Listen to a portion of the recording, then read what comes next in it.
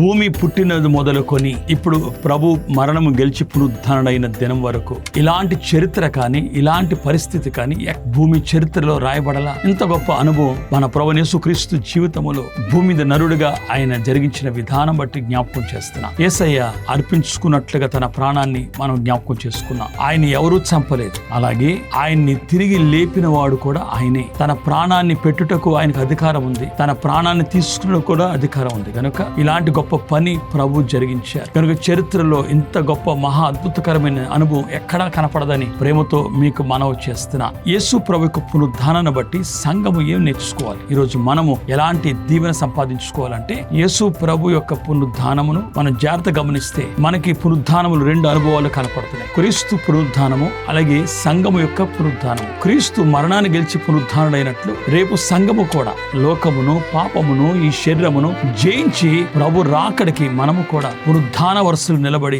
మేఘమెక్కాలని మనవి చేస్తున్నాను. అప్పుడు అస్సలైన పునరుద్ధానము, ప్రభు పునరుద్ధానము అందుకొరకే అనే సంగతి మనం జ్ఞాపకం చేసుకొని సిద్ధపడాలి. అట్టి దీవెన ఆశీర్వాదము దేవుడు మీకు అనుగ్రహించును గాక. ఆమేన్.